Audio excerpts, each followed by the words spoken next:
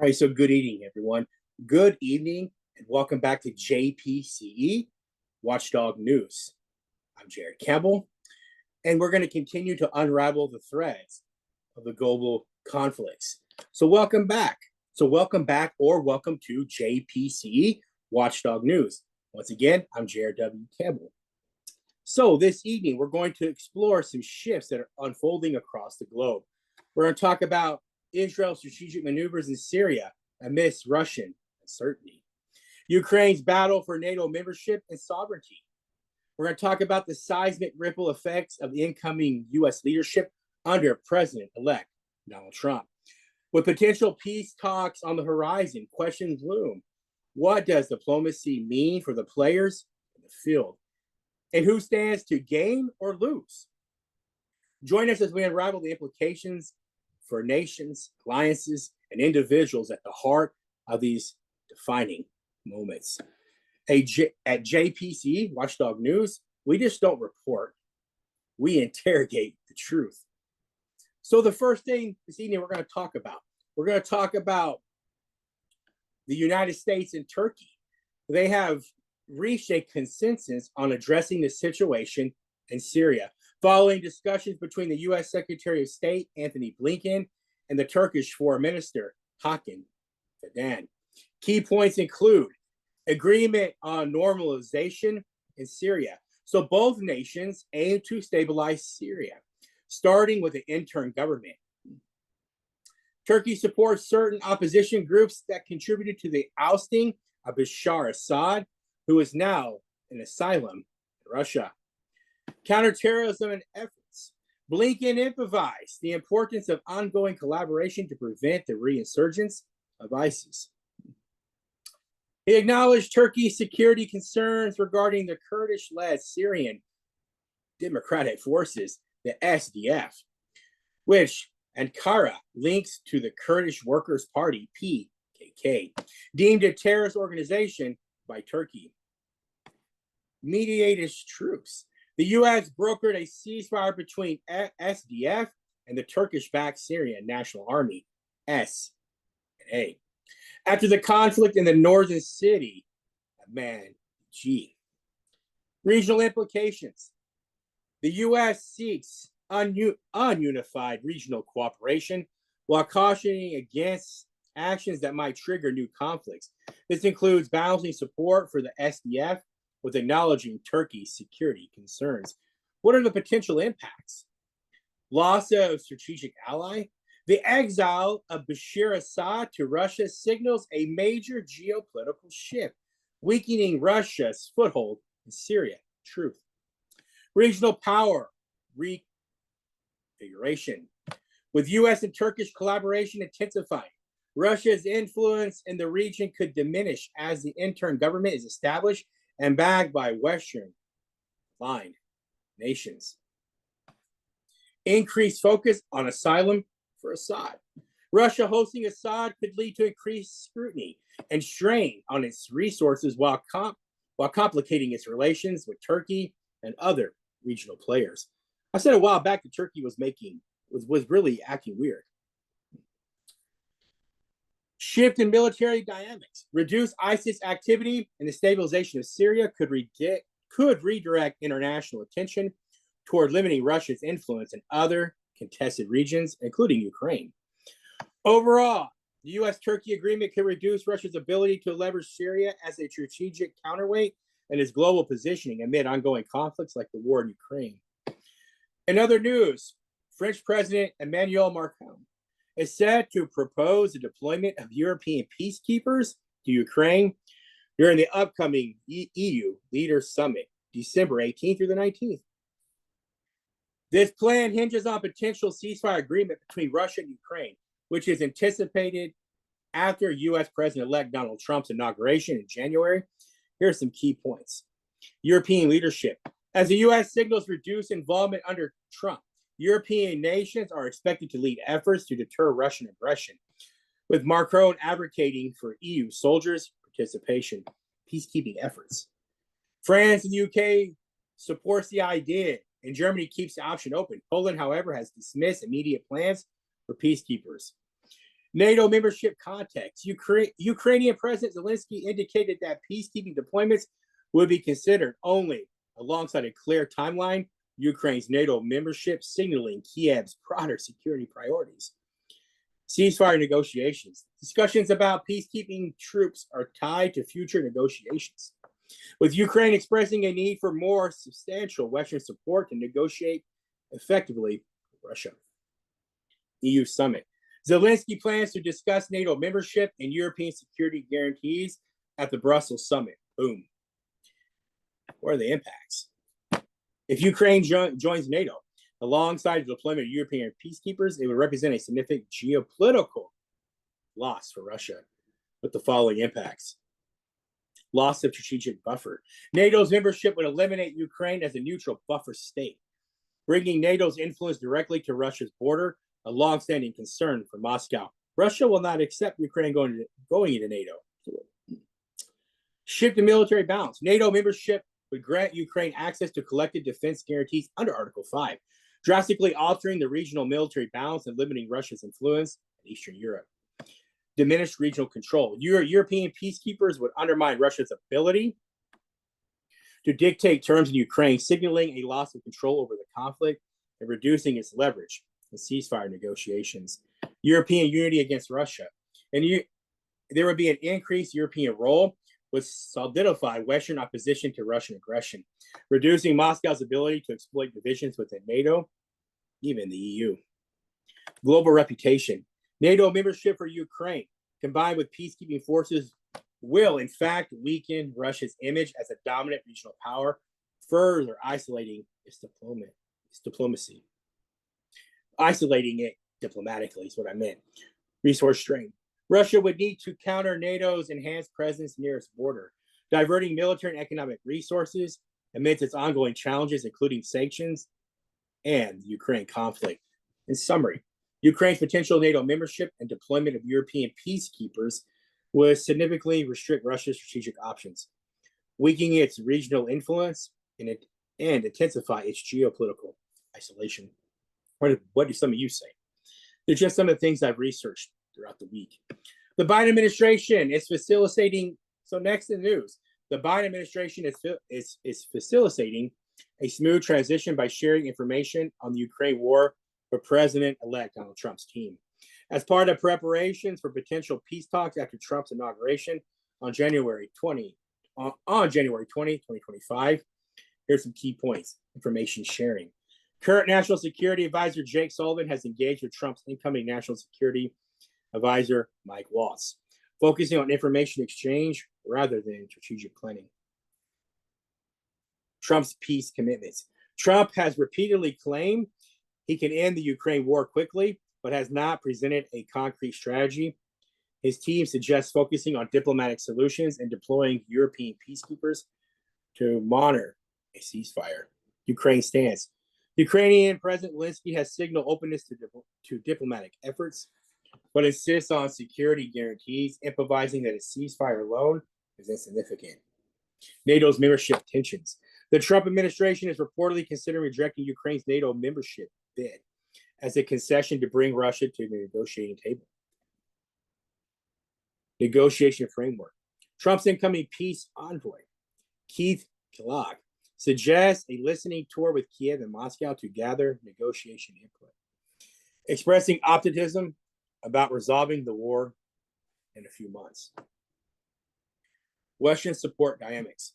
Ukraine's leadership has raised concern about significant Western support, with recent discussions in Washington yielding positive signals, but no immediate commitments. What are the impacts? Should the Trump administration peace initiatives proceed, including rejecting Ukraine's NATO membership and deploying European peacekeepers, the outcomes could have mixed implications for Russia.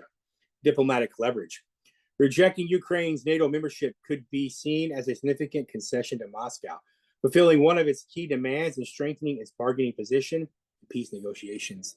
Potential for ceasefire. A ceasefire monitored by European peacekeepers may temporarily halt the conflict, offering Russia respite from military and economic pressures, including sanctions and battlefield losses. Risk for long-term isolation. If Ukraine's sovereignty and territorial integrity are improvised in the negotiations. Moscow may face continued international combination and long-term isolation despite achieving some short-term goals. Reduced U.S. engagement. Trump's signals of reduced U.S. involvement might shift the balance of power in Russia's favor, as Europe takes the lead, potentially with less military and financial capacity than the U.S. Geopolitical uncertainty. While Ukraine's exclusion from NATO could favor Russia, the possibility of ongoing Western support and military aid to Ukraine would prevent Moscow from consolidating its influence fully in the region. International global perceptions. If peace talks do not result in significant territorial and strategic gains for Russia, it could weaken President Putin's domestic standing while reinforcing Russia's image as a destabilizing force on the global stage. In conclusion, the Trump administration approach to resolving the Ukraine war could temporarily relieve Russia, but risk entrenching its geopolitical isolation and prolonging challenges to its influence in Eastern Europe.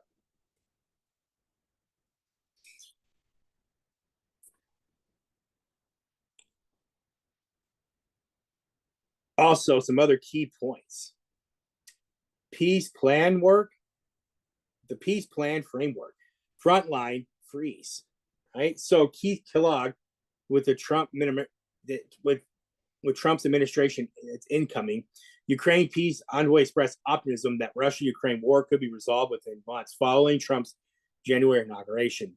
He outlines the elements of peace plan and stressed the importance of listening to all parties. Talked about frontline freeze. Proposed halting military advances by freezing the current battle lines. NATO exclusion. Suggests delaying Ukraine's NATO membership bid for an extended period. Talked about sanction relief, security guarantees, conditional aid, European role, listening approach. Trump has promised that he can end the war quickly, framing himself capable of brokering peace through details of his plan still remain a little sketchy, right?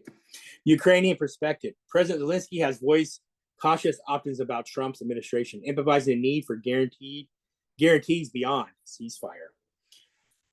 Ukraine's foreign minister expressed hope for diplomatic progress under the new U.S. administration. What are some of the impacts? The potential resolution framework proposed by the incoming Trump administration, mainly if it includes freezing the conflict and delaying NATO membership, could have mixed consequences for Russia. Tactical gain with a frozen conflict. Freezing the front line would effectively consolidate Russia's territorial gains in Ukraine, giving Moscow control over occupied regions without formal recognition. Delaying NATO membership.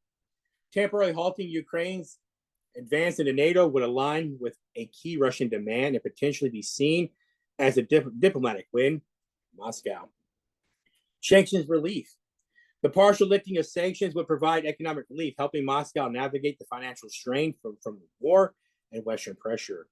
Limited concessions on territorial claims. The plan's inclusion of formal recognition of occupied territories, as Russia could leave Moscow dissatisfied, complicating long-term resolution. Continued U.S. military aid. The proposal to maintain military aid to Ukraine would counterbalance gains Moscow might achieve through a ceasefire. Reduce U.S. involvement. We talked about that before. Potential for diplomatic isolation. We've talked about that before.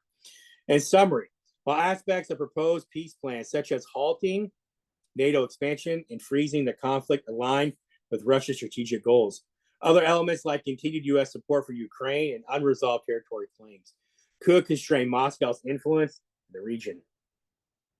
A Trump brokered resolution may offer Russia short-term benefits, but could leave its broader geopolitical aspirations unmet. Lastly, our last little thing. Israel airstrikes have targeted Syrian army facilities in Latakia and Tartus, areas hosting Russian military bases, according to Lebanese media outlets.